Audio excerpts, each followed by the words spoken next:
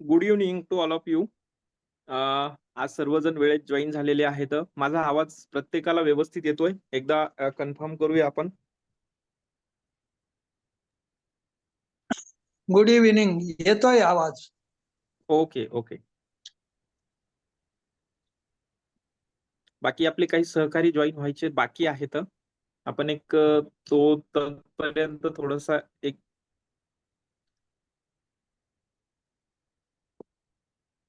आपण सर्वांनी सप्टेंबर महिन्याची आपली फिजिकल मीटिंग अरेंज करायची होती, परंतु अचानकपणे वरून आपलं सर्क्युलरच आलेलं आहे. फिजिकल मीटिंग ही आपली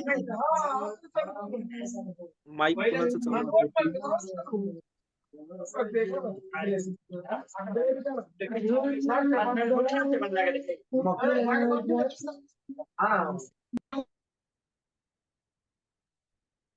आपली जी सप्टेंबर महिन्यामध्ये सर्वजणांनी काम केलेलं आहे, तर त्या पद्धतीनं आपल्या सर्वांचे एकदा पुनश्च हार्दिक हार्दिक अभिनंदन. त्यामध्ये आपल्या टीम मधील सगळ्यात जास्त पॉलिसी करणाऱ्या ज्या पंचशिला धनेश्वर मॅडम एनओपी वर आपल्या संघामध्ये टॉपवर आहेत, त्यांचं मनपूर्वक अभिनंदन त्यांचं. या सप्टेंबर एंड मध्ये त्यांनी जवळपास 28 पॉलिसी केलेल्या आहेत. तसेच आपल्या संघाचे परंतु आपल्या शाखेचे नसलेले ज्ञानेश्वर गारुडे हे प्रीमियम वर टॉपवर असल्यामुळे त्यांचंही पुनश्च एकदा हार्दिक हार्दिक अभिनंदन. आपल्या वैजापूर शाखेचे प्रीमियम वर टॉपवर असणारे भरत अंदुरे यांचंही मनपूर्वक अभिनंदन, मनपूर्वक शुभेच्छा. आणि त्याच पद्धतीनं वैजापूर शाखेमधील 2 नंबरला एनओपी वर असणारे आणि सगळ्यात सिनियर मोस्ट असणारे आपल्या संघामधील डॉक्टर श्री यांनीही वयाच्या 70वी मध्ये पदार्पण असताना एका तारुण्याला लाजवेल अशा पद्धतीने कामगिरी मागील महिन्यामध्ये केली. सहकार्यांनो, सांगण्याचं तात्पर्य एकच आहे की तुम्हाला काम करण्यासाठी जी प्रेरणा कुणाकडनं घ्यायची असेल किंवा कुणाकडे अपेक्षित असेल, तर डॉक्टर संगेकर सरांचं एक आपल्याकडे जिवंत उदाहरण आहे. तर याच पद्धतीनं आपण आज जे काही बघणार आहोत, आज आपल्याला त्यामध्ये माझ्याकडनं तुम्हाला एक प्रेरणा निर्माण करण्याचा एक माझा यत्न असेल आणि या प्रयत्नामधूनच आपल्याकडनं जी प्रेरणा निर्माण होईल, त्या प्रेरणेतनं जे आपण कार्याला लागाल आणि त्या कार्याचा अंतिम परिणाम जो असणार आहे आणि या परिणामांचा जो काही लाभ असणार आहे, ह्या परिणामांचे लाभधारी तुम्हीच असणार आहे आणि लाभधारकही तुम्हीच असणार आहेत.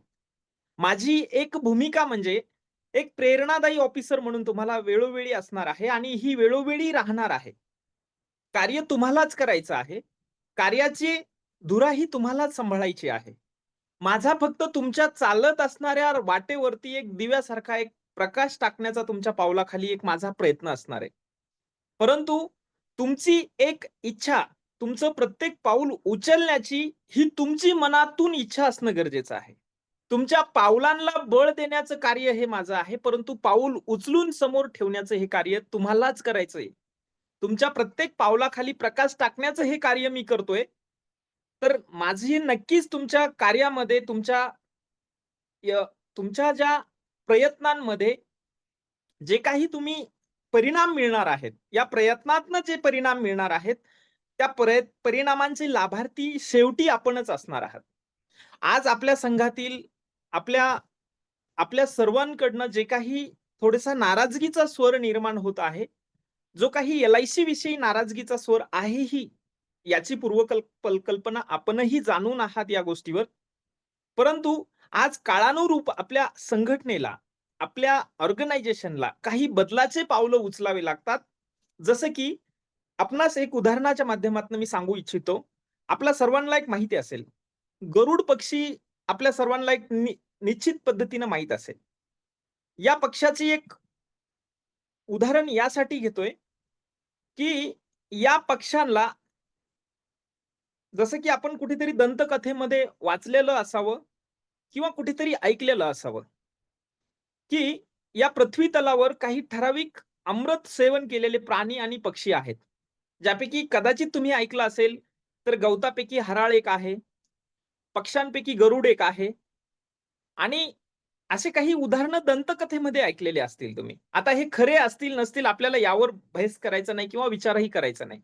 परंतु याच पद्धतीनं गरुड पक्षाला एक ठराविक वेळेनंतर आपल्या पंखाची, आपल्या चोचेची, आपल्या न न सर्व काही एक परिणाम नंतर एक ठराविक वेळेनंतर एका आयुष्यातील एका टप्प्यावर त्याला पूर्णपणे ते स्वतः तोडून टाकावे लागतात. कारण की एका ठराविक वेळेत, एका वयाच्या एका सर्टेन वेळेनंतर ते पंख इतके मोठे होतात, की त्याला ते पंख घेऊन भरारी घेण्यासाठी जड जातंय. आणि ती परत नव्यानं ते पंख त्याला स्वतः झडावे लागतात.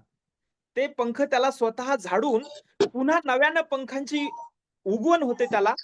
त्याची चोच जी असते, ती चोच जी अशी वक्र आकाराची असते, ती वक्र आकाराची चोच एका ठराविक त्याच्या आयुष्यातील एका ठराविक वळणानंतर त्या चोचेला त्याला अक्षरशः घासून ती पूर्ण नव्याने उगवून नव्याने नवी चोच आणावी लागते.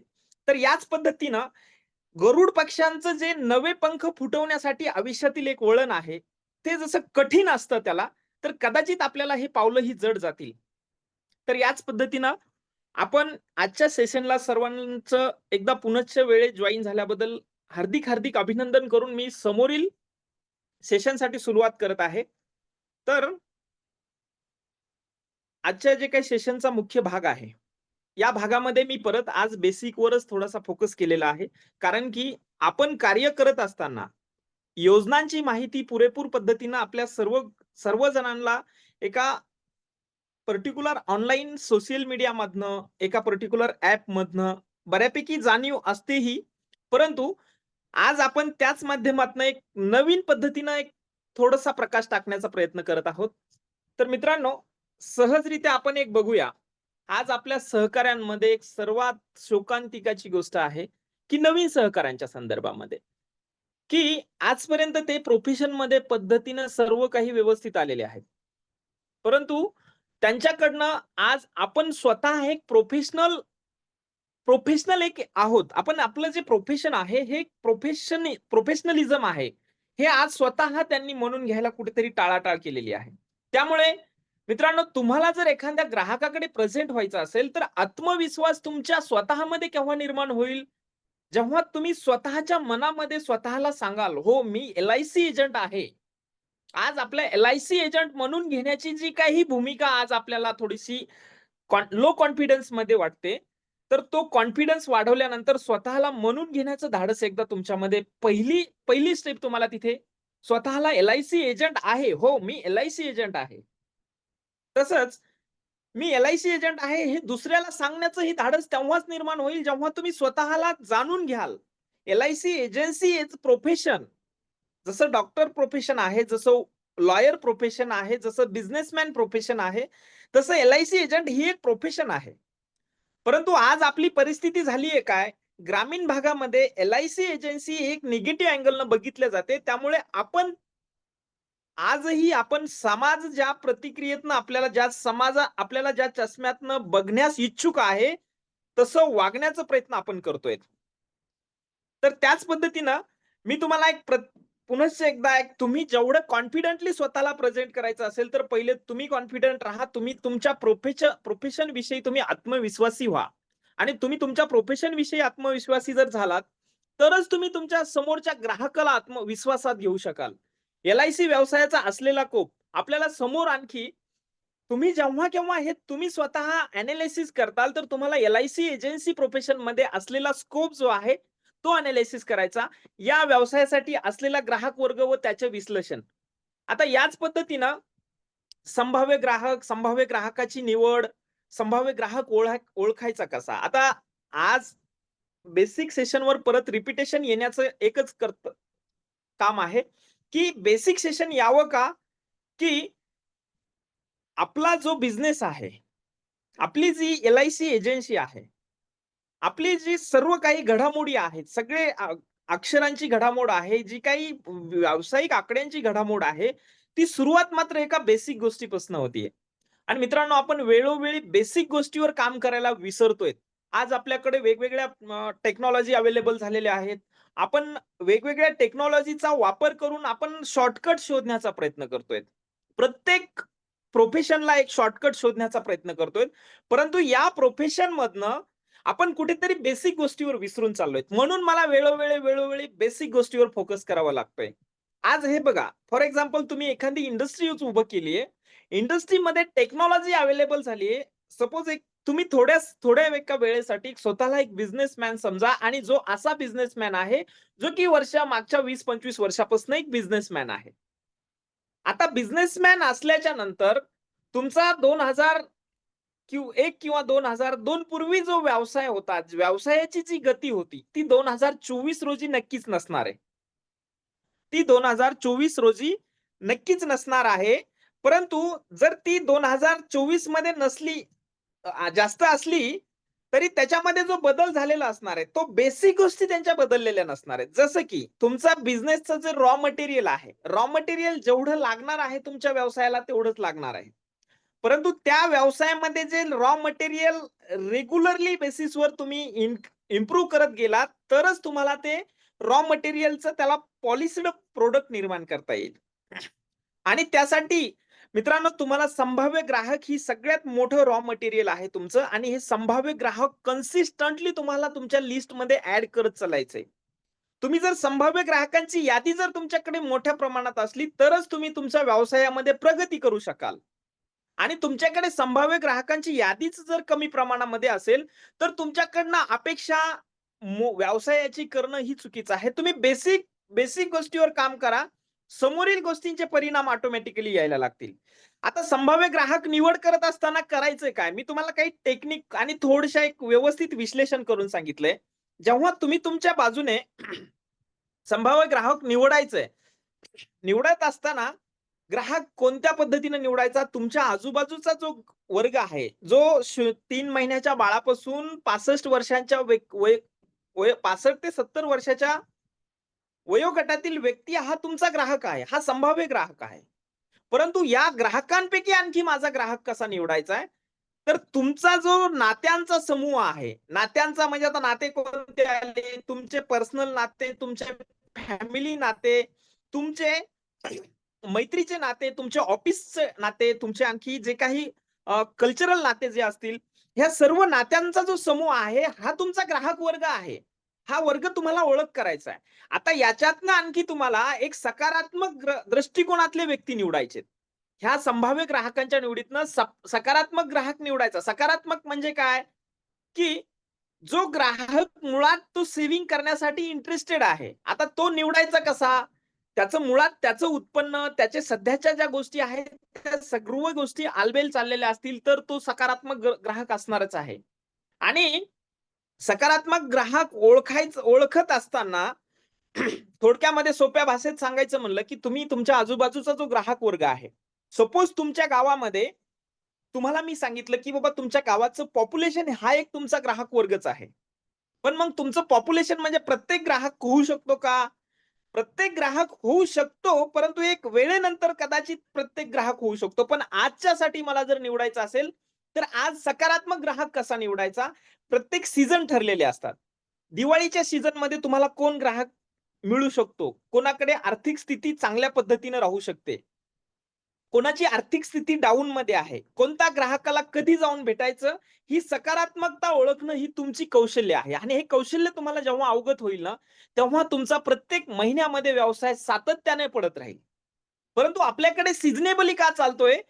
की आपल्याकडे सीझनेबली चालण्याचं एकमेव कारण, की जेव्हा मोठ्या प्रमाणामध्ये ट्रेंड निर्माण केला जातो. चला डिसेंबर एंड आहे. डिसेंबर एंड म्हणजे इयर एंडिंग आहे. तर आपल्याला एक माहोलमध्ये चालण्याची सवय लागलेली आहे आणि तुम्हाला माहोलच्या विरोधात जर चालायचं असेल, तुम्हाला जर वार्षिक शतकवीर, अर्धशतकवीर, क्लब मेंबरशिपसाठी क्वालिफाय व्हायचं असेल, तर एल-आय-सी सातत्यानं काम करणाऱ्या व्यक्तीलाच कन्सिस्टंट बेनिफिट देण्यास लागू करते. सीझनली तर प्रत्येकच प्रतिनिधी काम करतो. पण मग प्रत्येक प्रतिनिधीपेक्षा तुमची ओळख कशी वेगळी निर्माण करायची आहे, मित्रांनो, ग्राहकांना तुम्हाला निवडण्यासाठी तुमच्याकडे जी सकारात्मक ग्राहक बघण्याची जे कौशल्य आहे ते बघा. म्हणजे जो ग्राहक आज कापड उद्योगामध्ये चांगल्या पद्धतीनं भरारी आहे. आता ह्या ग्राहकांना तुमचा एक दृष्टिकोन असला पाहिजे, की ह्या ग्राहकांना साहजिकच दिवाळी झाल्यानंतर किंवा दिवाळीच्या शेवटी हा ग्राहक वर्ग होऊ शकतो आपला. मग आपल्या जनसंपर्कामधील, आपल्या मित्रवर्गामधील कापड दुकानदार कोणी आहे का? किराणा दुकानदार कोणी आहे का? यांचं एनालिसिस करणं. सध्या स्थितीमध्ये आज आपला जास्तीत जास्त प्रतिनिधींचा ग्राहक वर्ग हा शेतकरी आहे.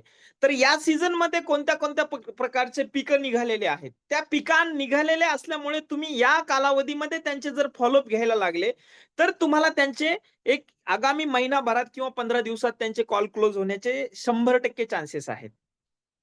ओके. तर या पद्धतीनं तुमची सकारात्मकता ओळखा. तुम्ही ग्राहकाची सकारात्मकता ओळखा म्हणजे तुम्हाला निगेटिव्ह गोष्टींना फेस करण्याची गरज पडणार नाही. म्हणजे आपल्या ग्राहकाकडनं शक्यतोपर्यंत होतं काय, प्रतिनिधीकडनं माझ्याकडनं फॉलोअप वाढले, की ते 2 ते 3 कॉल करून बघतात.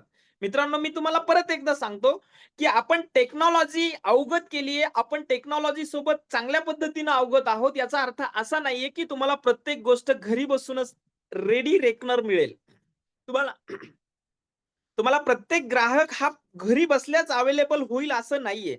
काही मेहनतीला शॉर्टकट नाहीये. तर तुम्हाला टेक्नॉलॉजी तुमचं काम सोपं करतीये. परंतु तुमचं काम सोपं करतीये याचा अर्थ असा नाहीये, की तुम्हाला तुमचे कामच घरी बसल्या पूर्णपणे ग्राहक तुमच्याकडे आकर्षित एल-आय-सी व्यवसायामध्ये तर असं होणं शक्य नाहीये.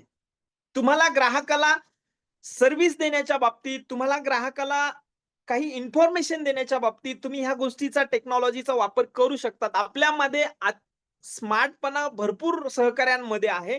परंतु हा स्मार्टपणा जास्त ओव्हर वापरल्यामुळे त्यांच्या काही गोष्टींना ब्रेक लागलेले आहेत. मित्रांनो, याच पद्धतीनं ग्राहकांच्या तुम्हाला हे झालंय एक तुमच्या पद्धतीनं आता ग्राहकांच्या प्रत्यक्ष भेटी तुम्हाला नियोजित करणं गरजेचं आहे. बरं सकारात्मक ग्राहक निवडले तर त्यांच्या भेटी नियोजित करणं गरजेचं आहे. कारण की भेटीमधनं जो काही कॉल प्रेझेंटेशन केला जातो त्याचा कल कळतो. तुम्ही फोनवरनं ग्राहकाचा कल ओळखू शकत नाहीयेत.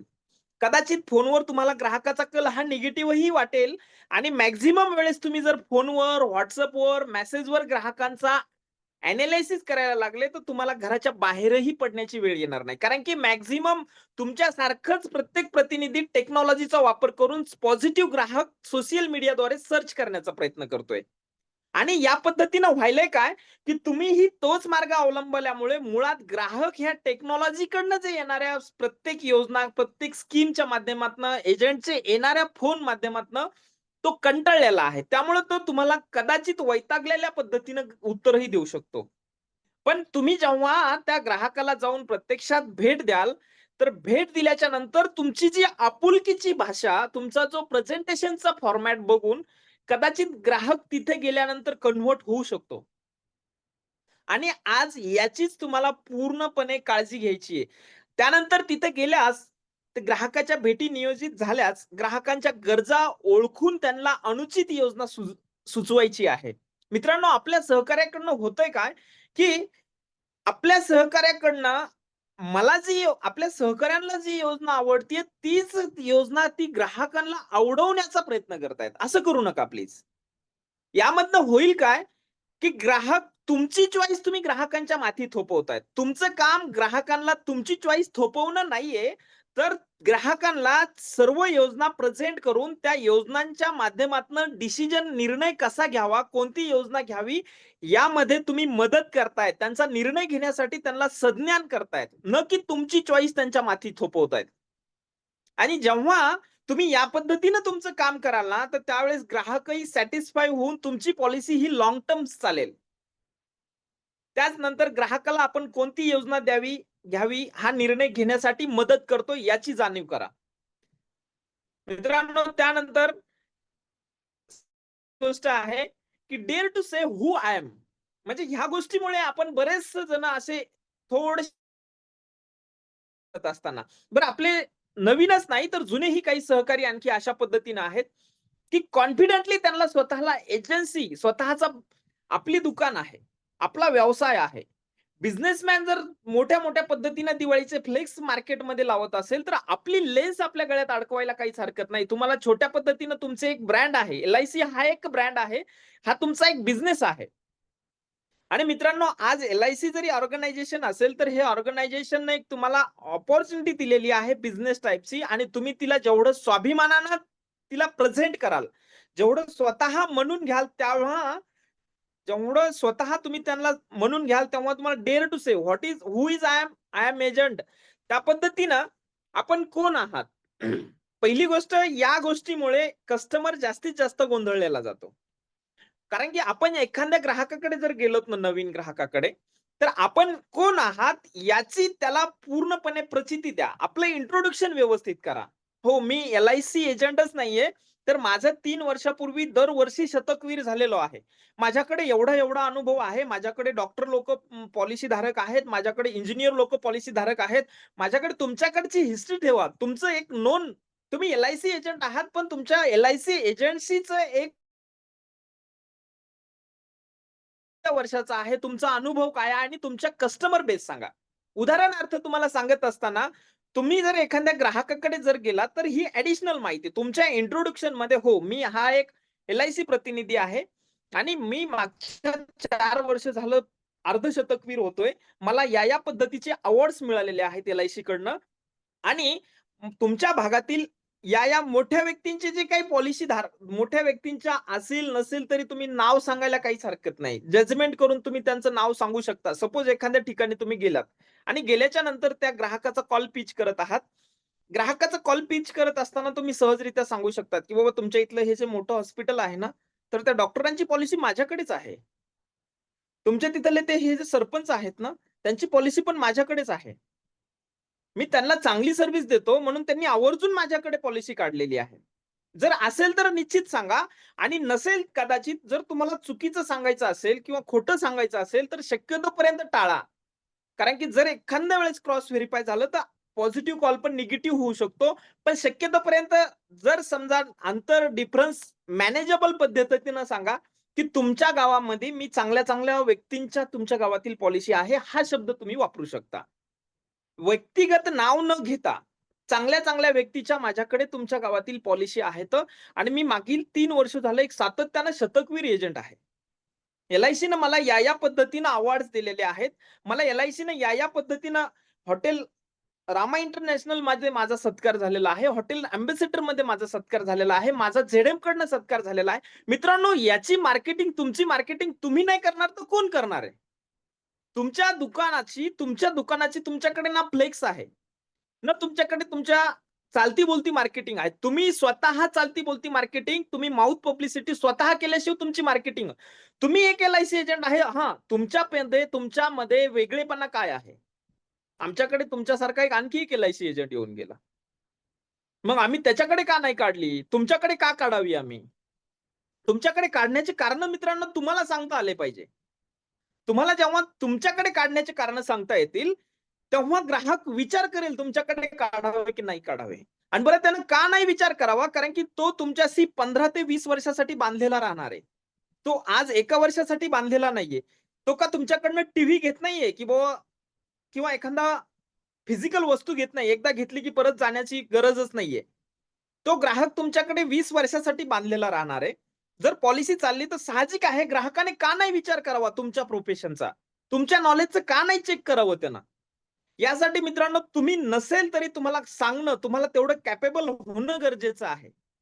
तुम्ही उत्तरदायी आहात प्रत्येक ग्राहकाने विचारलेल्या प्रश्नाचं तुम्ही उत्तरदायित्व निभवलंच पाहिजे.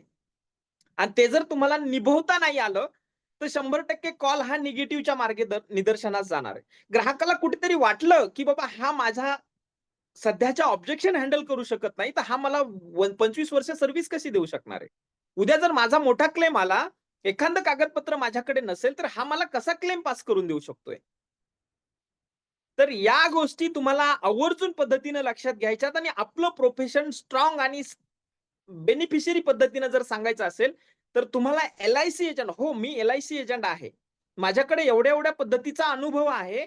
माझ्याकडे एवढ्या-एवढ्या पद्धतीने एवढ्या-एवढ्या लोकांच्या पॉलिसी आहेत.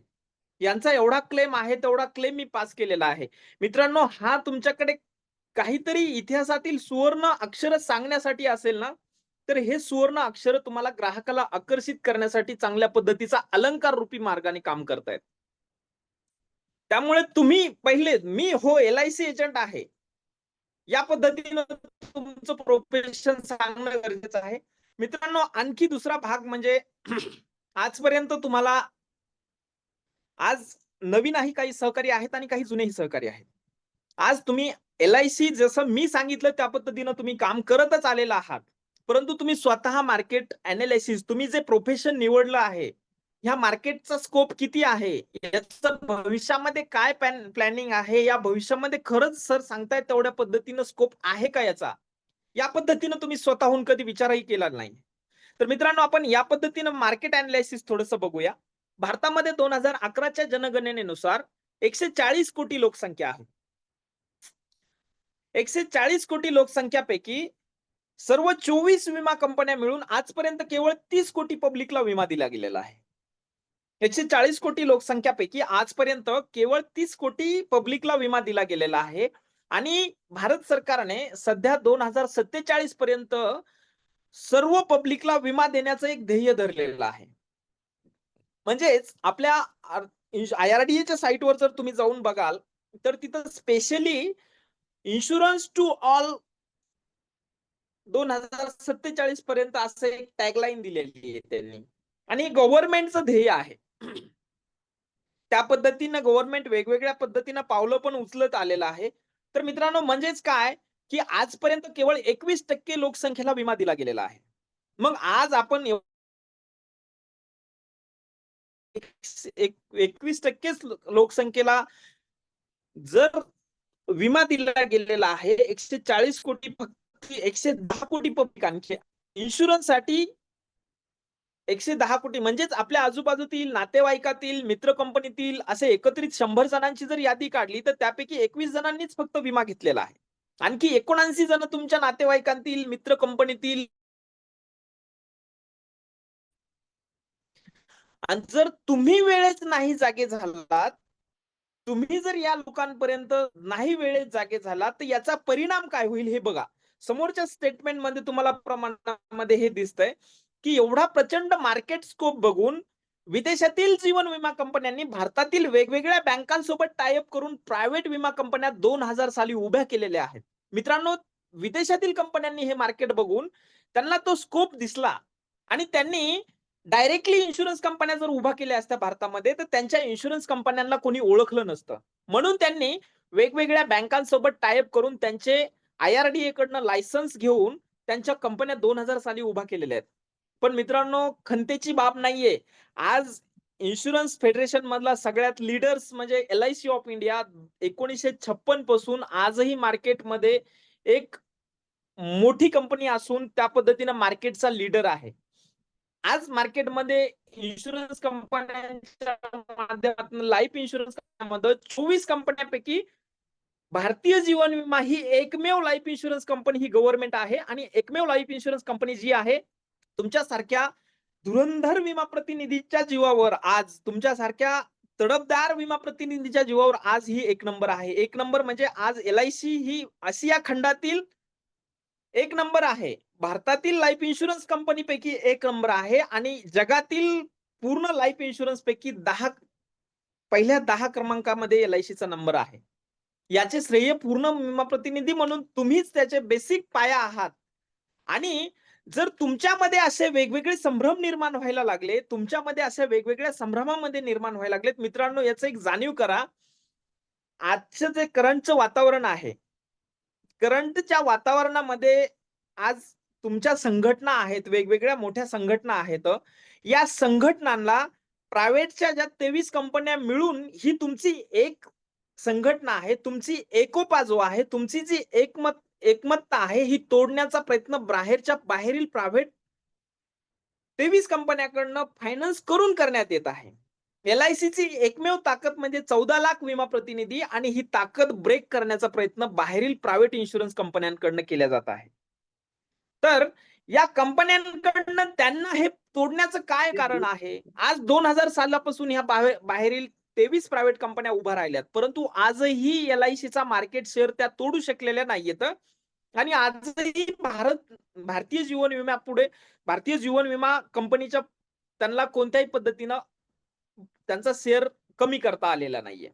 यामुळे त्यांनी वेगवेगळ्या पद्धतीनं चुकीच्या टॅक्टिक्स करून घेतलेल्या आहेत आणि ते वेळोवेळी वाट बघून असतात, की एल-आय-सीच्या एखाद्या नवीन बदल जेव्हा येईल, त्या बदलांमध्ये आपल्याला काही संधी सापडतील का? आणि त्या संधी सापडल्यानंतर हे 14 लाखाचं जे एजंट फोर्स आहे एल-आय-सीचं, याच्यावर कुठे घाव घालून याला ब्रेक करून आपल्याकडे काही ओढता येईल का? किंवा आपण एल-आय-सीला कुठेतरी मागे टाकता येईल का? याचा वेळोवेळी प्रखरतेने विचार केला जातो मित्रांनो.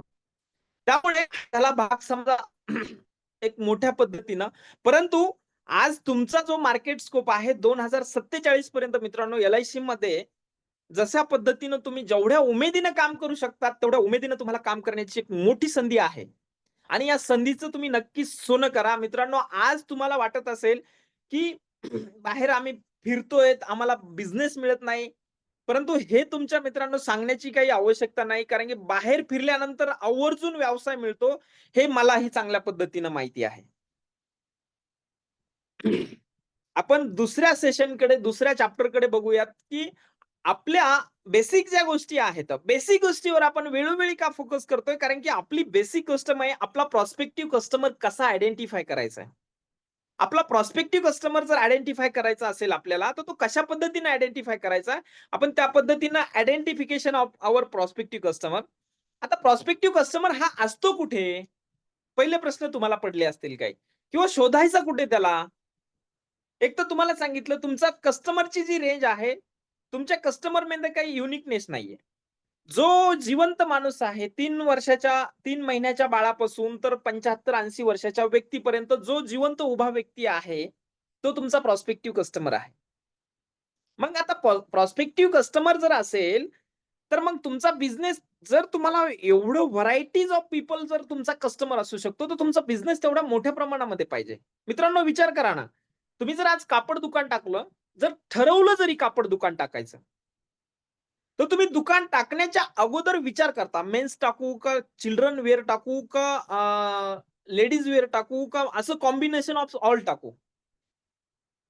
आता हे विचार करत असताना का तुम्ही विचार करताय? कारण की तुम्ही कस्टमर बेस ठरवतायत, की बाबा मला कस्टमर बेस कोणता मिळेल? चिल्ड्रन मिळेल की वुमेन किड्स वेअर मिळेल किंवा जेंट्स वेअर मिळेल? तुम्ही कस्टमर बेस इथं तुम्हाला कोणत्याही पद्धतीचं भांडवल न गुंतवता तुम्हाला एवढा मोठा प्रचंड प्रमाणामध्ये कस्टमर बेस मिळालेला आहे. बरं आजपर्यंत तुम्हाला कस्टमर बेस जर एवढा मिळालेला आहे, तर मग हा कस्टमर बेस अट्रॅक्ट कसा काही नाही झाला आणखी?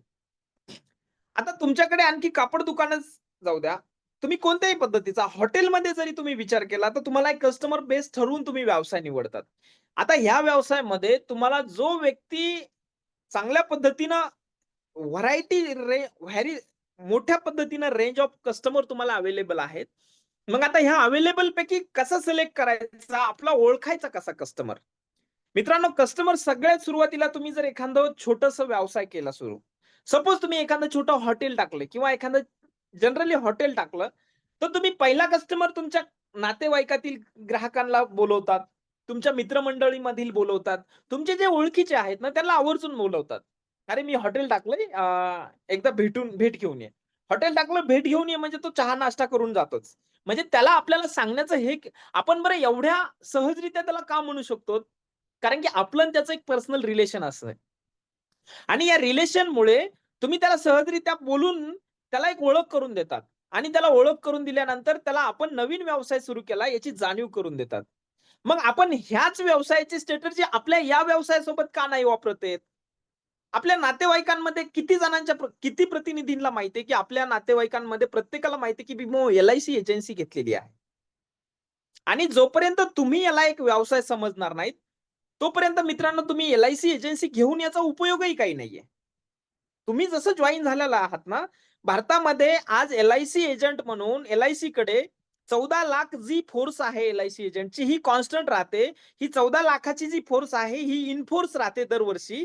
परंतु ही 14 लाख इन फोर्स राहण्यासाठी आमच्यासारख्या विकास अधिकाऱ्यांना दरवर्षी हा आकडा आणखी 14 लाखाची ॲड ऑन इन आउट चालू असतंय.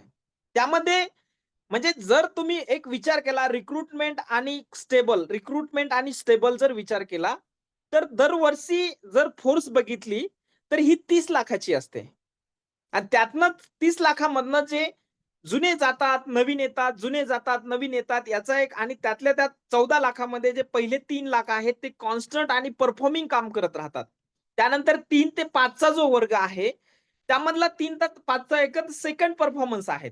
ते कन्सिस्टंट काम करत राहतात आणि जे काही तिथून पुढचा असा एक जो आलेख आहे मित्रांनो, काम करण्याचा प्रतिनिधींचा पण एक आलेख आहे. प्रत्येक एक वर्गवारीनुसार आलेख ठरलेला आहे. तुम्हाला ठरवायचं की तुम्ही कोणत्या ग्रुपमध्ये जायचंय, तुम्हाला कोणत्या ग्रुपमध्ये काम करायचंय. तर तुम्ही जोपर्यंत त्यांचं एकच ध्येय आहे. त्यांना एकच कळतं की हा माझा एक व्यवसाय आहे. जर एक बिझनेसमॅन जर बिझनेसकडे एका बिझनेस व्ह्यूनं जर बघत असेल, तर माझा पण हा एक बिझनेसच आहे. मित्रांनो, बिझनेस समजायला काहीच हरकत नाही. आज तुम्ही जर बिझनेस उभा करतायत, बिझनेस उभा करण्यासाठी तुम्ही रॉ मटेरियल जमा करतायत, त्याला मॅन्युफॅक्चर करतायत, त्याला पॉलिश करतायत, त्याला पॉलिश केल्यानंतर सेल करतायत, त्यानंतर मार्केटिंग करतायत आणि त्यानंतर जो काही सेल झाल्यानंतर तुमचा प्रॉफिट येतोय. परंतु या चेनमध्ये तुमचं लक्षात घ्या रॉ मटेरियल विकत आणण्यापासून, त्याला पॉलिश करण्यापासून, त्याला मॅन्युफॅक्चर करण्यापासून, त्याला मार्केटिंग करण्यापासून जो एम्प्लॉयमेंट लागलेला आहे तो, त्यानंतर त्याला सेल करण्यापर्यंत, रिटेलरपर्यंत पोहोचण्यापर्यंत आणि कस्टमरच्या हातात जाईपर्यंत ज्या चेनमध्ये तुम्ही इन्व्हेस्टमेंट करता, तुमचा टाईम्स आणि तुमचा पैसा, तर हा इन्व्हेस्टेड केलेल्या पैशावर तुम्ही आणखी 30% ते 35% प्रॉफिटची अपेक्षा करतायत. I am right or wrong? हे बरोबर आहे ना? तुम्ही इन्व्हेस्टेड केलेल्या पैशावर तुम्ही 30% ते 35% प्रॉफिट अपेक्षित करतात. सगळं जाऊन तुमचं ओन इन्कम गृहीत धरतात. मित्रांनो, मग हा पण एक बिझनेसच आहे ना. याला तुम्ही त्या अँगलनं का बघत नाही? तुम्ही त्या पॉइंट ऑफ व्ह्यूनं का बघत नाहीयेत? इथे तुम्हाला डायरेक्टली प्रॉफिट दिसतोय. मग तुमचं इन्व्हेस्टमेंट काय आहे इथे? इथे फक्त तुमचं इन्व्हेस्टमेंट एकच आहे तो म्हणजे टाईम. इथं कोणत्याही प्रकारचं फायनान्स लागत नाहीये. कोणत्याही प्रकारचं तुम्हाला फायनान्स लागत नाहीये आणि हे फायनान्स नसतानाही तुम्हाला इथं 35% डायरेक्टली प्रॉफिट देतोय. आता सॉरी, आता हे 28% आहे. आय एम करेक्ट मी करेक्ट करून घेतो माझं स्वतःला. थोडंसं ओघामध्ये वाहून गेलो होतो. तर 28% हा तुमचा इथं डायरेक्टली प्रॉफिट आहे. तर मग तुम्ही का नाही या बाबतीत बिझनेस पॉइंट ऑफ व्ह्यूनं विचार करत आहेत? मित्रांनो, आजची मार्केटची जी टेंडन्सी आलेली आहे ना, आपल्या यंग जनरेशनची, स्पेशली आपल्या यंग जनरेशनची, आपले ॲटिट्यूड ना थोडेसे वेगळ्या पद्धतीनं बिल्डअप झालेले आहेत. कसे, की बाबा माझं फ्युचर जे आहे ना, एक तर क्लास 1 अधिकारी असलं पाहिजे. मग क्लास 1 अधिकारी नाहीये ना, तर मग क्लास 1 लाईनचे बिझनेसमॅन तरी असलं पाहिजे. आणि मला सुरुवात केल्याच 5 डिजिट इन्कम माझं सुरू झालं पाहिजे. मित्रांनो, हे पॉसिबल नाहीये. आज मार्केटचं कॉम्पिटिटिव्हनेस जर बघितलं, तर मित्रांनो, आज तुम्हाला जेवढ्या इझिली प्रत्येक कॉम्पिटिटर जो आहे, जो कलेक्टर असेल, जो क्लास 1 अधिकारी आहे, त्याची सुरुवातीची स्टेज बघा तुम्ही काय असेल तर. जो आजचा टॉपचा बिझनेसमॅन आहे, त्याची फर्स्ट टाईमची फेज बघा तुम्ही काय होती तर. आज तुम्हाला जे दिसतंय ना, जेव्हा सिंह जिंकलेला दिसतोय, परंतु त्याच्या पाठीत किती खंजर लागलेले आहेत, हे मात्र तुम्हाला निश्चित बघावे दिसत नाही. कारण की त्याची पाठ ही तुम्हाला दिसत नाही. त्याचा फक्त विजेचा चेहरा हा तुम्हाला दिसतोय. त्याचप्रमाणे मित्रांनो, आज जे तुम्ही बघताय, एक तुमचा दृष्टिकोन बदला. तुमचा थोडासा दृष्टिकोन बदला. कारण की आज मार्केटमध्ये एक फॉर एक्झाम्पल मी तुम्हाला सांगतो. सोनं जे आहे, तुम्ही सोनाराच्या दुकानात जर समजा एखादं सोन्याचं पॉलिश केलेलं धातू जरी ठेवला, तरी तुम्ही तिथं सोन्याच्या दुकानात जर गेलात ना, त्याला सोनंच समजणार. परंतु तुम्ही तेच सोनं एका कचऱ्याच्या डब्याच्या शेजारी जरी टाकलं ना, तर त्याच सोन्याला तुम्ही पॉलिश केलेला धातू समजणार. ही आज मार्केटची टेंडन्सी आहे. आणि ह्या मार्केटच्या टेंडन्सीमुळेच एल-आय-सी एजन्सी हे एक सोनं आहे, परंतु ते पडलेलं आहे कचऱ्याच्या डब्यापाशी म्हणून तुम्हाला ते सहजरित्या घेतायत. आणि तुम्हाला ते आजही तसंच फील होतंय, की हे एक पॉलिश्ड धातू आहे, जो की कचऱ्याच्या डब्यापाशी पडलेला आहे. आणि ऑलरेडी असे काही बिझनेस आहेत आज मार्केटमध्ये, की ज्याला पॉलिश केलेलं आहे, परंतु ते सोन्याच्या दुकानात ठेवलेले आहेत. आणि तुमचा जो ओघ आहे सोनाराच्या दुकानातून जे घेतलेला असेल, त्याला हॉलमार्क असेल, तो भलेही धातू का असेना, परंतु तो आतून धातू का असेना, फक्त पॉलिश्ड सोन्याच्या दुकानात आहे, यासाठी आमचं मन समाधानी आहे. मित्रांनो, तुम्हाला एक सदसद विवेक बुद्धी दिलेली आहे.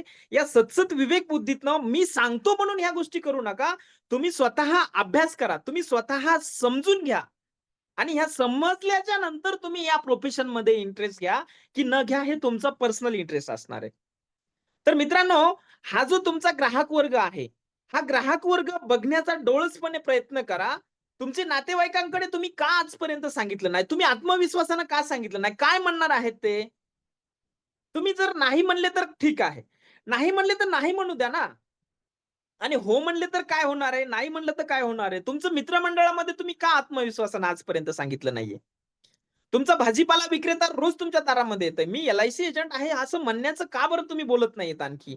की तुमचा रेग्युलरचा किराणा दुकानदार, अहो तुमचा रोज 2 वेळेस तुम्ही सलूनवाल्याकडे गेलो, तर सलूनवाला तुम्हाला पहिले मित्र बनवतो. परंतु आजपर्यंत तुम्ही त्याला कधी आपला हेतू स्पष्ट केला नाहीये. तो त्याला तुम्हाला एवढ्या गोड पद्धतीनं मालिश करतो, की तुम्ही दुसऱ्या वेळेस परत त्याच्याकडेच यावं. परंतु तुम्ही तुमच्या मनातला तो जर तुम्हाला एवढ्या त्याच्या एका एका ग्राहकांसाठी तो तुम्हाला एवढ्या पद्धतीनं पाणी लावत असेल, तर तुम्ही का तुमचा उद्देश ना त्याला सांगावं? तुमचा दूधवाला असेल, महिलांसाठी ब्युटी पार्लरवाले असतील, तुमच्या शाळेतील मित्रवर्ग असतील, मैत्रिणी असतील, कॉलेजमधील वर्ग मित्र असतील, मैत्रिणी असतील, तुमच्या ऑफिसमधील मित्रवर्ग असतील, मैत्रिणी असतील, हा सगळा तुमचा एक कस्टमर बेस आहे. आणि हा कस्टमर बेस तुम्ही सगळ्या पद्धतीनं तुम्हाला केव्हा कॅप्चर करता येईल, पहिले तुम्हाला हा एक आत्मविश्वासाने स्वतःला I am LIC agent as a professional LIC agent असं स्वतःला म्हणून घेतल्याशिवाय ही सुरुवात होणार नाहीये. मी तुम्हाला यासाठी एक म्हणजे सर्वांनी अवगत असलेली, सर्वांना ज्ञात असलेली एक छोटीशी गोष्ट तुम्हाला बालमित्र पुस्तकातील कुठेतरी आठवत असेल. एक टोपीवाला होता. टोपीवाला रोज एका खेड्यावरनं दुसऱ्या खेड्यामध्ये डोक्यावर रोज गाठोड्यांचं टोपी घेऊन विकायला जायचा. परंतु एक ठराविक वेळेनंतर एक दुपारच्या नंतर खेड्यावरनं रिटर्न येत असताना एका झाडाखाली बसून तो डब्बा खायचा आणि डब्बा खाल्ल्यानंतर थोडीशी विश्रांती करून परत त्याचा रोजचा रुटीन होता. परंतु एके दिवशी सहजरित्या उन्हाचा खूप कडक पहारा होता. कडक पहाऱ्यामध्ये त्यानं त्या झाडाची सावली गृहीत धरली. तिथे त्याचा डब्बा खाल्ला. डब्बा खाल्ल्यानंतर थोडासा एक आराम करण्याचं नियोजन केलं. बाजूला गाठोडं ठेवून त्यानं तसाच आराम करायला सुरुवात केली.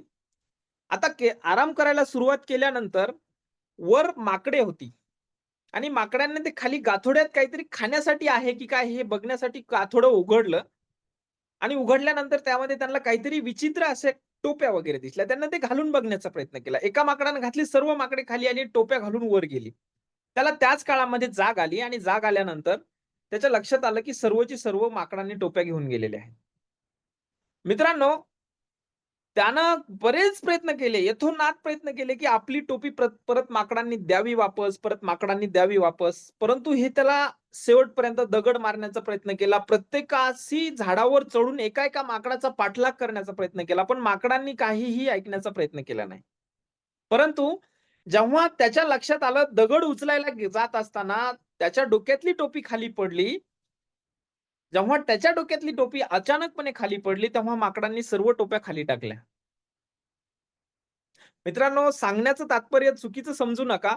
परंतु एकच आहे, की तुम्ही स्वतः जेव्हा आत्मविश्वासाने एखादी क्रिया कराल, तुम्ही स्वतः आजपर्यंत इन्शुरेबल आहेत. परंतु आज बऱ्याचशा जणांचा स्वतःची पॉलिसी पण नाहीये. बऱ्याच सहकाऱ्यांची.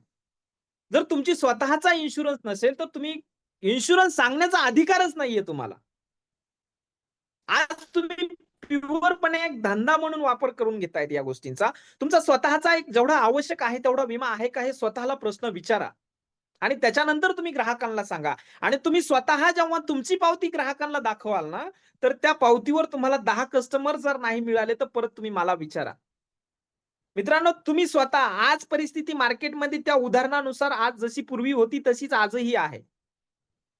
त्यामुळे सुरुवातच करायची असेल तर आवश्यकपणे सुरुवात ही तुमच्या स्वतःपासूनच करा. त्यामुळे आपण त्यानंतर दुसरा एक महत्त्वाचा नियम मित्रांनो, 3 फीट रूल. आजही आपला कस्टमर बेस तेवढा तर आहेच. हा नवीन सहकाऱ्यांसाठी, हा जुन्या सहकाऱ्यांसाठी, सर्वांसाठी एक महत्त्वाचा 3 फीट रूल मी एक थोडासा डिझाइन केल्यासारखा आहे. मित्रांनो, तुम्ही जिथे जाल ना, तिथे तुमच्या 3 फुटाच्या अंतरावरील जो काही तुम्हाला म्हणजे एक मानव दिसेल, म्हणजे माणूस दिसेल, त्याला सहजरित्या तुमचा संभाव्य ग्राहक आहे.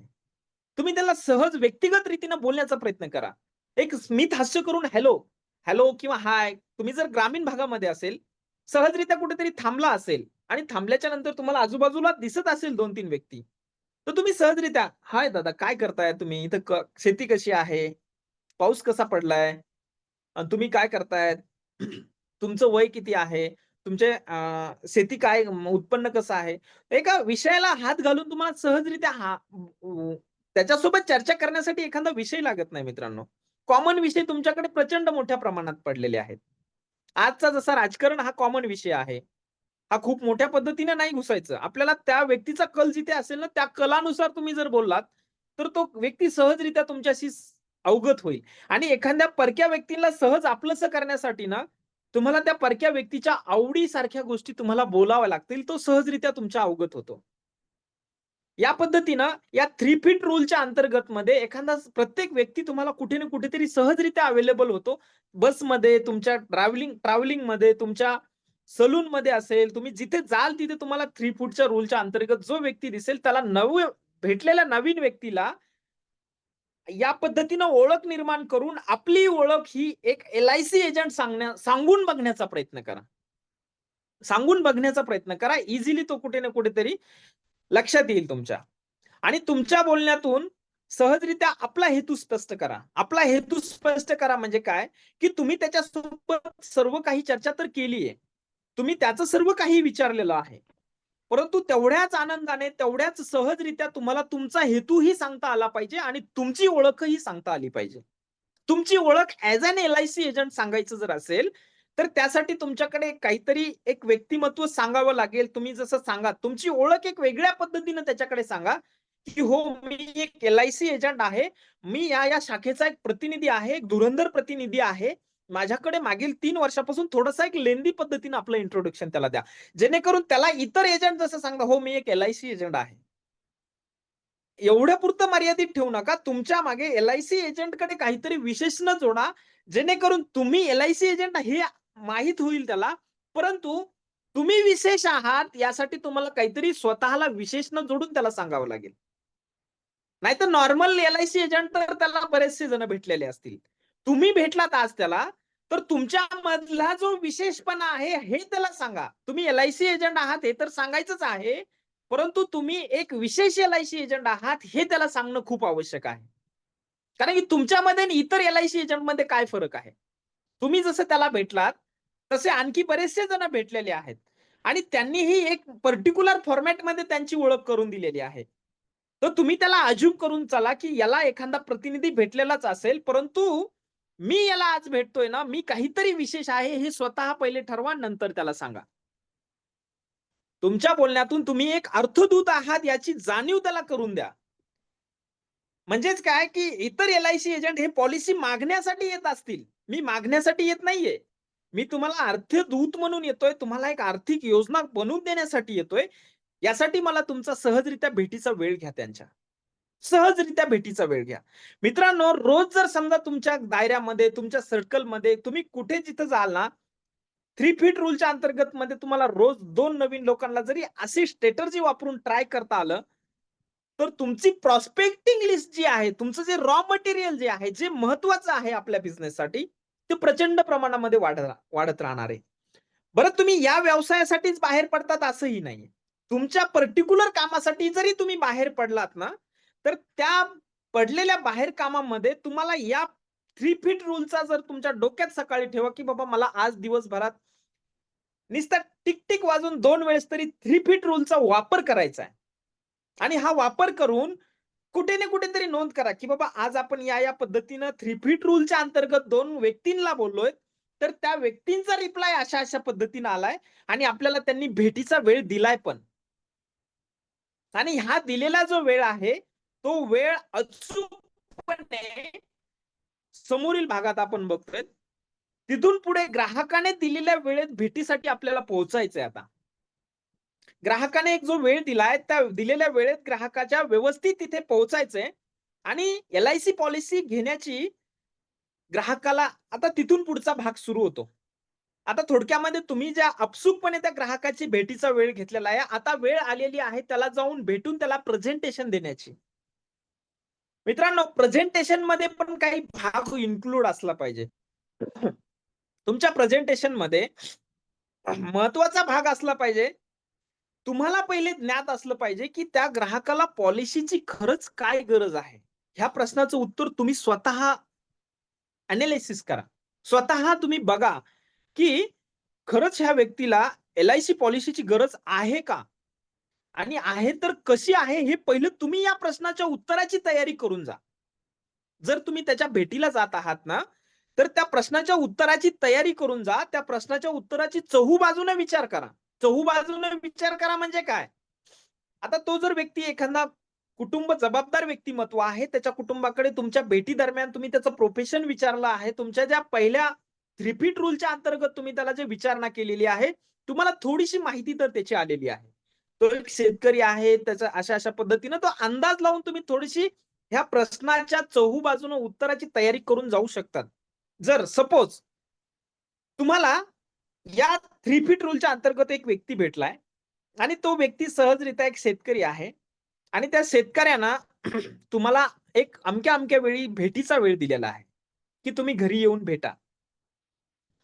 तर त्या पद्धतीनं जर भेटायचं असेल, तर तुम्हाला सहजरित्या त्यानं त्याचं प्रोफेशन, त्याच्या शेती किंवा बोलता-बोलता तुम्ही विचारलेलं आहे, की "बाबा या वर्षाचं उत्पन्न कसं आहे? काय आहे? शेती कितीक आहे?" यावरनं तुम्ही त्या प्रश्नाच्या उत्तराची तयारी करून जाऊ शकतात आणि जेव्हा तुम्ही तिथे जाल ना, तर तुम्हाला कमी वेळामध्ये त्याला अनुरूप अशी योजना निर्माण करण्याची एक चांगली संधी मिळेल. आणि त्याला ती गरज काय आहे? एल-आय-सी पॉलिसी घेण्याची काय गरज आहे? हे तुम्हाला त्याला समजून सांगता येईल. तर हा भाग एक एल-आय-सी पॉलिसी घेण्याची काय गरज आहे? याचा एक मोठा सेशनचा भाग येतोय हा पण. त्याचे आर्थिक ध्येय काय आहेत? त्याला कोणत्या-कोणत्या पद्धतीने काय एनालिसिस आहेत? ह्या सर्व गोष्टी तुम्हाला बघायला मिळतील समोरील सेशनमध्ये. परंतु इथपर्यंत तुम्हाला या गोष्टीनं प्रयास करायची. तर या पद्धतीनं त्यानंतर एल-आय-सी पॉलिसी घेण्याचे फायदे काय आहेत? त्याच्या जीवनातील आर्थिक ध्येयाविषयी त्यांना संज्ञान करा. त्यांना निर्णय घेण्यासाठी प्रेझेंटेशन देत असताना पूर्वकल्पना जी आहे, ग्राहकाला अगोदर संज्ञान करा, की या प्रॉडक्टची काय गरज आहे तुम्हाला? या प्रॉडक्टची गरज काय आहे? हे प्रॉडक्ट कशा पद्धतीने वापरले जात असावं? एल-आय-सी पॉलिसीमध्ये एल-आय-सी इन्शुरन्स आज ग्रामीण भागामधील एल-आय-सी इन्शुरन्स फक्त माहिती आहे लोकांना आणि एल-आय-सी पॉलिसी फक्त माहिती आहे, परंतु याचा वापर काय करायचा या पद्धतीनं कोणालाही काही माहिती नाही मित्रांनो.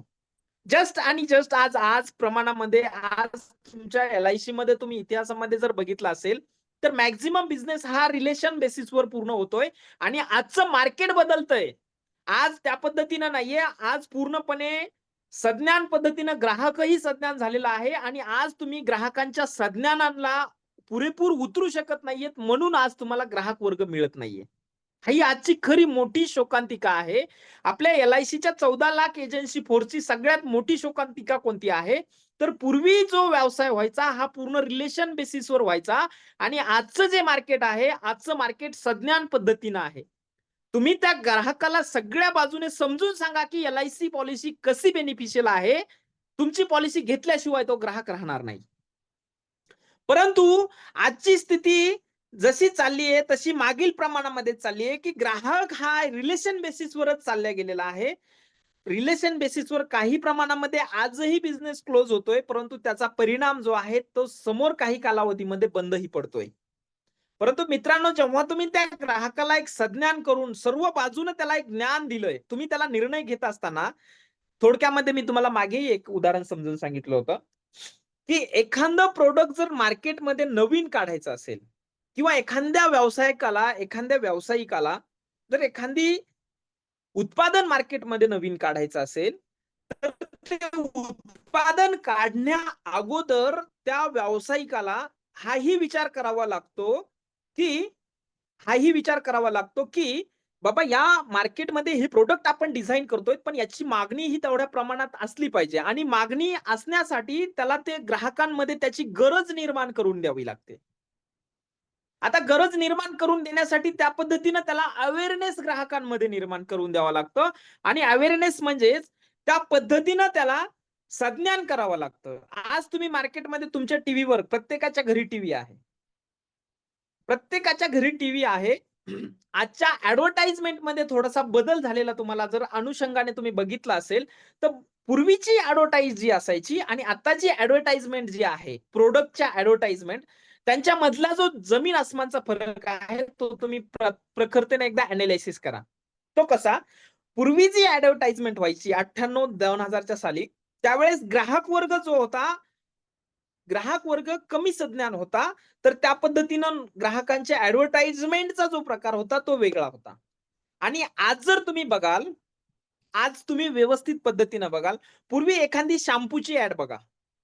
एखादा फॉर एक्झाम्पल क्लिनिक प्लस असेल किंवा काही असेल, तर तो चित्रांच्या माध्यमातून ॲडव्हर्टाइजमेंट करून ग्राहकांना संज्ञान केलं जायचं, की ही गोष्ट कशासाठी वापरल्या जाते, तर ही गोष्ट केस धुण्यासाठी वापरल्या जाते. हे त्यांना पहिले ज्ञान दिलं जातं त्या ॲडव्हर्टाइजमेंटमधनं आणि ती ॲडव्हर्टाइजमेंट त्या पद्धतीनं त्यांना संज्ञान करून ती प्रॉडक्ट मार्केटमध्ये बॅकग्राऊंडनं त्यांना विकल्या जाते. म्हणजे आजही तुम्ही बघत असाल ग्रामीण भागाभागामध्ये वेगवेगळ्या कापड धुण्याच्या साबणी ज्या असतात, विम बार असतील किंवा तुमच्या वेगवेगळ्या वॉशिंग पावडर असतील, याचं ज्ञान वेगवेगळ्या पद्धतीनं मार्केटिंगच्या माध्यमातून म्हणजे जे प्रॉडक्ट आहे, त्या प्रॉडक्ट वापर करण्यासाठी त्याला पहिले संज्ञान केलं जातं ग्राहकाला आणि नंतर त्याची निवड, त्याची गरज निर्माण केल्या जाते. मित्रांनो, आपल्या एल-आय-सी पॉलिसीमध्ये पण सेम हाच फंडा लागू होतो. ग्राहकाला तुम्हाला तो प्रॉडक्ट जे आहे, ते प्रॉडक्ट काय कामाचं आहे याची जाणीव करून द्यावी लागते. आणि याची जाणीव करण्यासाठी तुम्हाला आवर्जून त्या ग्राहकाला संज्ञान करावं लागतं आणि त्या संज्ञानांमधनं त्या प्रॉडक्टची तुम्हाला गरज निर्माण करावी लागते. तर या प्रॉडक्ट ज्या गोष्टी आहेत थोड्याशा प्रेझेंटेशनमध्ये तुम्हाला आवर्जून लक्षात येतील. तर हा आपण प्रेझेंटेशनच्या नेक्स्ट सेशनमध्ये एक व्यवस्थित डीपमध्ये भाग बघणार आहोत. परंतु या पद्धतीनं तुम्हाला त्याची पूर्तता करणारी एखादी सुसंगत योजना निवडून त्याचे फायदे, विम्याची बाजू त्यांना मांडा. त्यानंतर आलेले जे ऑब्जेक्शन आहेत, प्रेझेंटेशनच्या दरम्यान जर एखाद्या ग्राहकानं तुम्हाला जेवढ्या जास्त शंका, कुशंका विचारल्या असतील, एवढं लक्षात गृहीत धरून चला, जर ग्राहकाने जेवढ्या जास्त शंका, कुशंका विचारल्या असतील, तेवढा तो ग्राहक पॉझिटिव्ह आहे. कारण की त्याला घ्यायचं आहे म्हणून तो आपल्या सगळ्या शंकांचं निरासन जर आपण त्याला त्यावेळी करू शकलो, तर तो ग्राहक नक्कीच पॉझिटिव्ह वेनं आपला कॉल पॉझिटिव्ह वेनं चाललेला असतो. आणि त्याच ऑब्जेक्शनला जर आपण प्रेझेंटेशन देत असताना त्यानं विचारलेल्या शंका-कुशंकाला विचारल्या गेलेल्या जर आपण व्यवस्थित उत्तर देऊ शकत नसोल, तर तो ग्राहक 100% निगेटिव्ह मार्गेने म्हणजे कदाचित तो कॉल निगेटिव्ह मार्गे चाललेला आहे. आपलं विमा प्रतिनिधी या नात्याने सर्व शंकांचं समाधानकारक उत्तर देणं हे आपलं कॉल क्लोज होण्याचा एक मार्ग आहे. समाधान करणं, ग्राहकांचं प्रत्येक शंकाचं समाधान करणं हे आपलं कर्तव्य आहे आणि ह्या कर्तव्यामधूनच आपल्याला समोर गेल्यानंतर कॉल कंप्लीट होतो मित्रांनो. यानंतर एक बेसिक गोष्ट आहे, की ग्राहक घेण्यास इच्छुक आहे. आता प्रेझेंटेशन झाल्यानंतरची सगळ्यात मोठी फेज येते, की ती म्हणजे क्लोजिंगची. आपले बरेच सहकारी इथपर्यंत पोहोचायत. आपल्या तुटक्या-मुटक्या भाषेमध्ये प्रेझेंटेशन पण देतायत.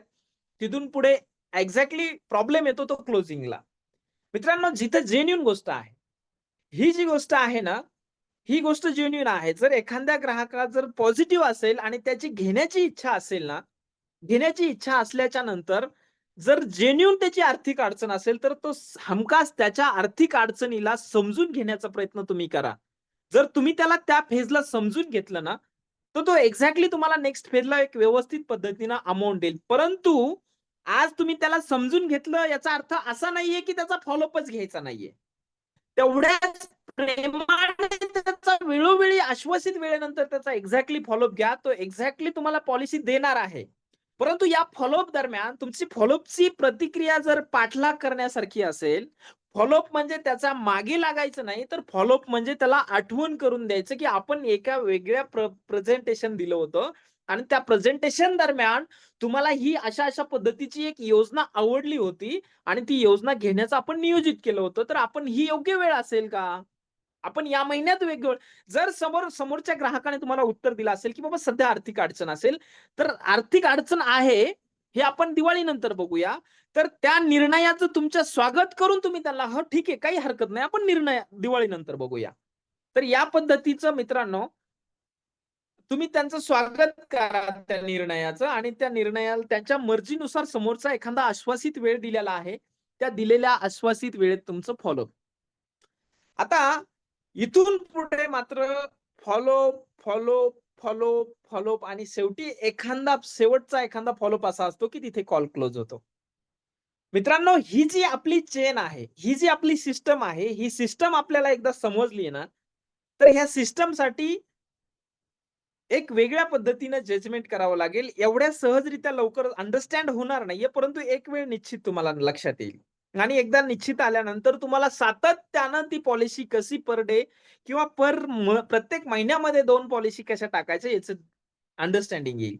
तर मित्रांनो, ही सिस्टम सगळ्यात महत्त्वाचं समजून घेण्यासाठी या सिस्टममध्ये शिकण्यासाठी काही गोष्टींची गरज आहे. तर मी समोरच्या स्लाइडमध्ये ह्या 4 गोष्टी 4 पॉइंट सम वन ह्या गोष्टींची खूप गरज आहे मित्रांनो तुम्हाला. ही सिस्टम समजून घेण्यासाठी, या सिस्टममध्ये टिकून राहण्यासाठी, ह्या ग्राउंडवर टिकण्यासाठी ह्या 4 पॉइंटची खूप आवश्यकता आहे तुम्हाला. आणि ही ज्याच्यामध्ये आहे ना, तो यशस्वी झाल्याशिवाय राहत नाही.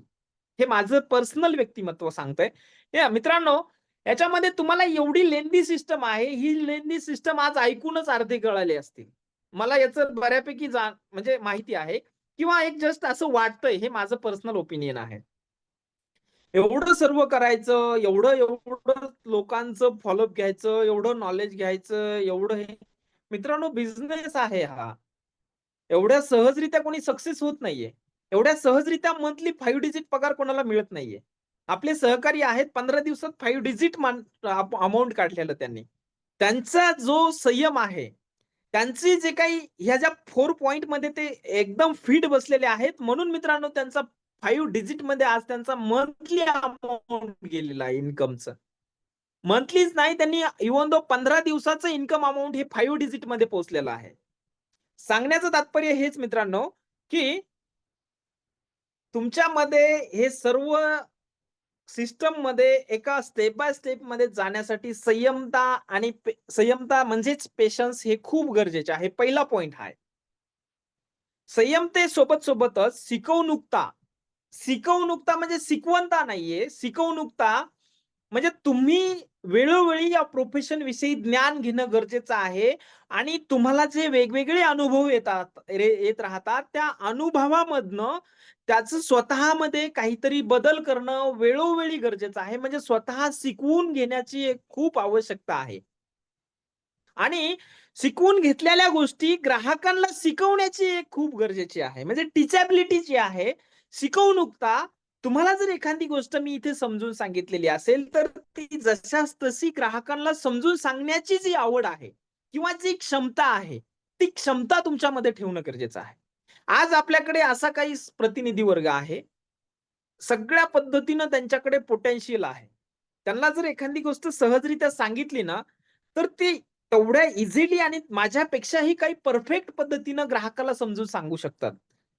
परंतु आजपर्यंत त्यांनी काही गोष्टी शिकवून घेण्याचा प्रयत्न पण नाही केलेला. का? कारण की इझिली अवेलेबल आहे ना. माझा डेव्हलपमेंट ऑफिसर एका कॉलवर माझ्याकडे अवेलेबल आहे. त्याला खूप गरज आहे पॉलिसींची. असा त्यांचा खूप मोठा भ्रमही असेल कदाचित. मित्रांनो, ही माझी गरज आहे. मला तुमच्याकडनं तुम्हाला घडवणं ही माझी अत्यंत गरज आहे, हे जरी खरं असेल, परंतु यापेक्षाही तुमचं एक मोठं करियर आहे याच्यामध्ये, याचीही तुम्ही जाणीव ठेवा. तुम्हाला शिकवून घेणं काही गोष्टींची खूप आवश्यकता आहे. आज तुम्ही जर नाही शिकवून घेतलं, तर तुम्ही काळाच्या ओघामध्ये कुठेतरी बाजूला फेकल्या जाल. याची गोष्ट प्रचंड प्रमाणामध्ये लक्षात ठेवा. त्यानंतर तुमचा स्वभाव. तुमचा स्वभाव हा सगळ्यात मार्केटमधलं मॅग्नेटिझम आहे मित्रांनो. मॅग्नेट आहे.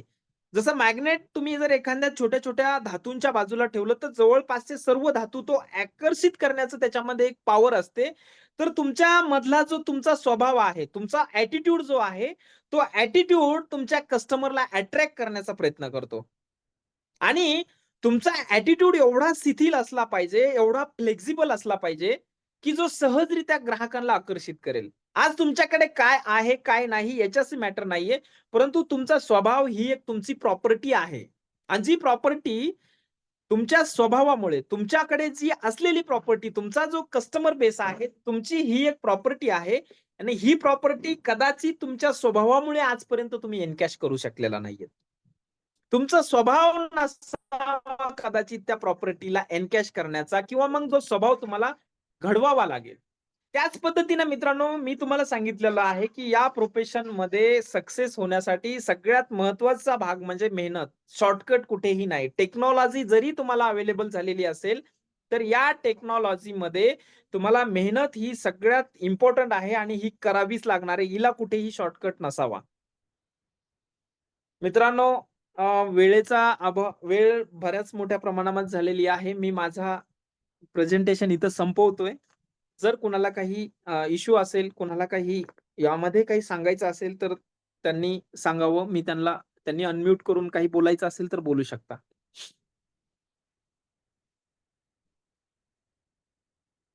हे सर्व स्क्रीनशॉट जे आपल्या ग्रुपवर टाकावे.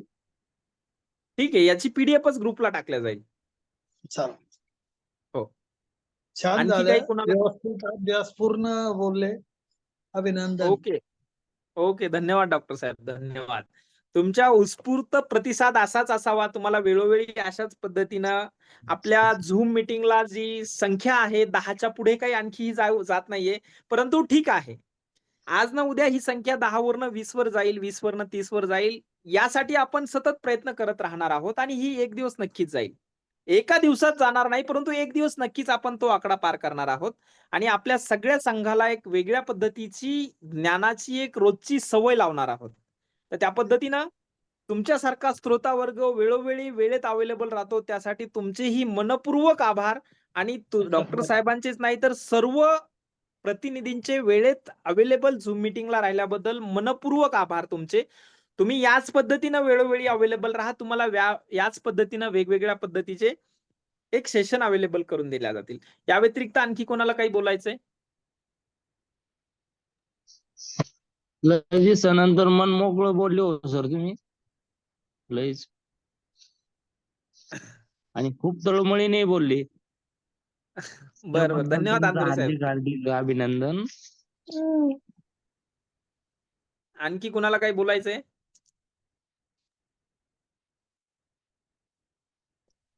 नमस्कार सर. हां, बोला सरवर साहेब बोला. सर तुम्ही मला एक ते बोलले होते टक्केवारी कमिशनचं 28% आणि 35% तिथे ते काय मिस्टेक होती नेमकी मला समजली नाही सर. सरोवर साहेब सध्या हा विषय खूप रणांगणाची भूमिका गाजवणारा आहे. कदाचित तुम्ही हे अवेअर नाहीयेत का? 1 ऑक्टोबरपासून कमिशन थोडेसे कमी झालेले आहेत ते. नाही सर, मी ना 1-1.5 महिन्यापासून थोडा बाहेर होतो वेगळ्या ह्याच्यात. Okay, okay. ठीक आहे. त्याच्यामुळे हा विषय खूप मोठ्या पद्धतीने गाजलेला आहे. तुम्ही थोडंसं एकदा सरांसोबत फोन करा तुमच्या डेव्हलपमेंट ऑफिसरला आणि थोडंसं बरं. कम्युनिकेशन करून घ्या त्या बाबतीत. कारण हो, की हा विषय बराच मोठा झालेला आहे. बरोबर. धन्यवाद हो. सर. Okay, okay. चालेल.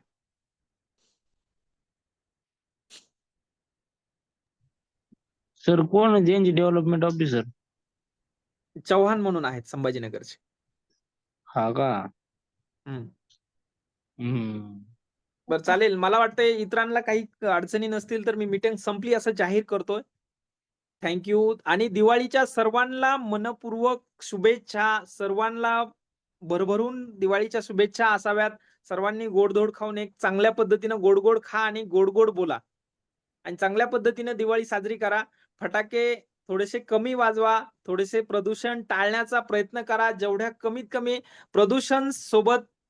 प्रदूषण कमी होईल या पद्धतीनं फटाक्यांचा वापर करता जर आला तर असं बघा आणि पर्यावरणाला पूरक अशा पद्धतीचे फटाके वाजवण्याचा प्रयत्न करा किंवा वेगवेगळ्या पद्धतीनं एक चांगल्या पद्धतीनं लहान मुलांना कागदांचे फटाके जर करता येत असेल तर ते करून देण्याचा एक माझा पर्सनल तुम्हाला एक सांगणं आहे की या पद्धतीनं आपल्या पद्धतीनं कोणी तुमच्याकडे आणखी वेगळ्या काही क्लृप्त्या असतील तर त्या वापरून तुम्ही दिवाळी साजरी करण्याचा नक्कीच प्रयत्न करा. सर्वांना हार्दिक हार्दिक दिवाळीच्या शुभेच्छा. Thank you. Good night all of you. तुम्हाला सुद्धा हार्दिक शुभेच्छा. शेवटी खूप छान संदेश दिला. अभिनंदन. धन्यवाद डॉक्टर साहेब. धन्यवाद.